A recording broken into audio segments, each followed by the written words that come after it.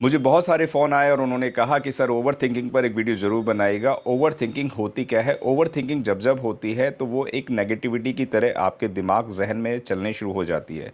उस ओवरथिंकिंग की वजह से आप अपने पास्ट, फ्यूचर दोनों पर आप कन्फ्यूज़ रहते हैं। उसकी वजह से आप अच्छे डिसीज़न नहीं ले पाते हैं। हमेशा नकारात्मक ऊर्जा आपके आस-पास रहती है। यानी कि ये कहें कि सबकॉन्शियस माइंड प्रॉपर तरीके से वर्क नहीं करता है, इसीलिए ओवरथिंकिंग होनी शुरू हो जाती है। तो कुछ छोटे छोटे टिप्स को हम लोग जानेंगे और इसका सॉल्यूशन भी आराम से करने की कोशिश करेंगे। ओवर थिंकिंग का सबसे पहला टिप्स ये होता है कि जितने भी नेगेटिविटी है उसको आप अपने से दूर कर दीजिए।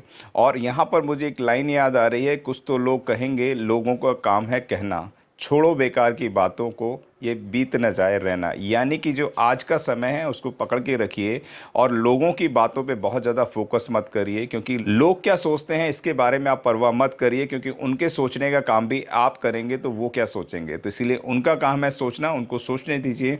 आपको जो अच्छा लगता है आप अपने दिल से पूछिए, वह हमेशा आपको सही सलाह देगा। और नेगेटिविटी से बचने के लिए अपने आस पड़ोस के अंदर अपने दोस्त, भाई बहन, अड़ोसी पड़ोसी, रिश्तेदार जितने भी लोग हैं उनसे आप थोड़ी सी दूरी बनाएं, खास तौर से उन लोगों से जो हमेशा आपको नेगेटिव करने की कोशिश करते हैं, यानी कि कभी भी आपको पॉजिटिव नहीं होने देते हैं।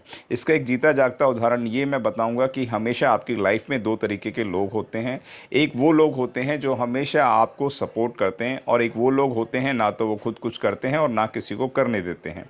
तो ऐसे लोगों को अपनी ज़िंदगी से थोड़ा सा अलग करें तो आप काफ़ी अच्छे स्तर पर रिजल्ट्स ले पाएंगे। जो भी ओवरथिंकिंग करते हैं लोग, वह अधिकतर भविष्य को लेकर बहुत चिंतित रहते हैं कि हमारा 5 साल बाद क्या होगा, 10 साल बाद क्या होगा, हमारी जॉब लगेगी नहीं लगेगी, हमारी शादी कब कहाँ किससे होगी। ये बहुत सारे विषय हैं जिनको लेके भविष्य के अंदर वह अपने भविष्य को तलाशने लगते हैं। लेकिन भविष्य की बात को छोड़ दीजिए, आज को पकड़ के रखिए कि अगर आज आपका बेहतर होगा तो कल आपका अपने आप बेहतर होगा।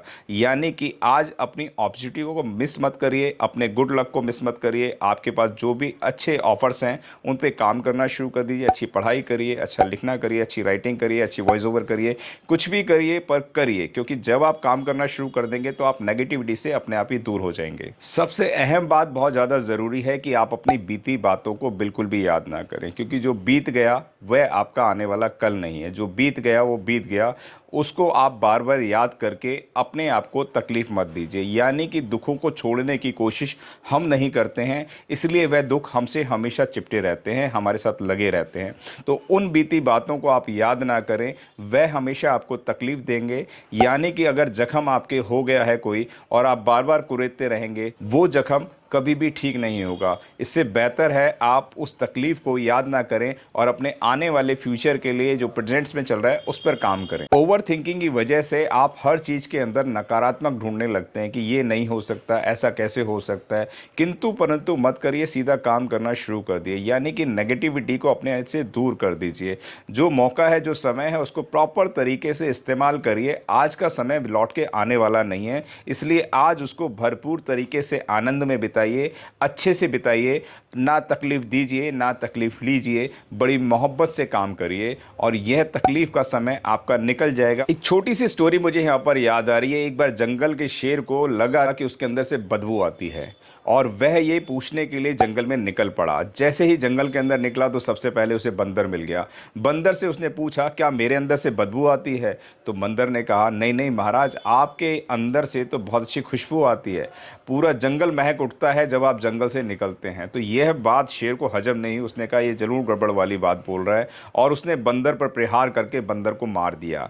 बंदर को मारने के बाद वो थोड़ा सा आगे और बढ़ा, उसको हिरन दिखाई दिया। उसने हिरन से भी यही बात पूछी, क्या मेरे शरीर से बदबू आती है? हिरन ने ये वाकया देख लिया था, तो हिरन ने कहा, हाँ महाराज, आपके अंदर से बहुत बदबू आती है।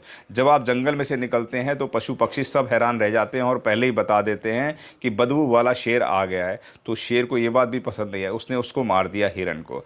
फिर वो थोड़ा सा और आगे चला, वहां पर उसे लोमड़ी नजर आई और लोमड़ी से भी उसने यही बात पूछी। लेकिन लोमड़ी भी ये दोनों वाकये देख चुका था, बंदर के बारे में जान चुका था, हिरन के बारे में भी जान चुका था। और उसने जब लोमड़ी से पूछा तो लोमड़ी ने अपने अंदाज में थोड़ा नाक को फुसफुसाया इस तरीके से उसने सूंघा और उसने कहा, महाराज मैं बता तो देती लेकिन इस वक्त मेरी नाक बंद है। यानी कि कुछ ज़िंदगी के अंदर अगर आप नहीं भी बताएंगे तो भी चल जाएंगे और बताएंगे तो फंस जाएंगे।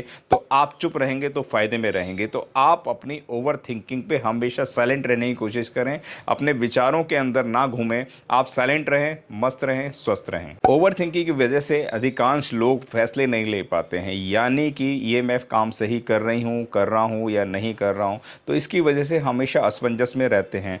कहते हैं हमें तो जो भी मिले बेवफा मिले। आप जिनसे भी पूछते हैं वो भी आपसे गए गुजरे थे और वो हमेशा ना तो उनको ओवर थिंकिंग पता है, ना उनको बहुत सारी चीज़ें पता है। और जब आप उनसे डिसीजन लेते हैं तो आपको लगता है इसने मुझे सही बताया या गलत बताया, इसलिए आप बहुत कंफ्यूज रहते हैं। लेकिन मैंने आपको पहले ही बताया कि आप अपने दिल से पूछें, अपने आप से पूछें और जो काम करना है करें।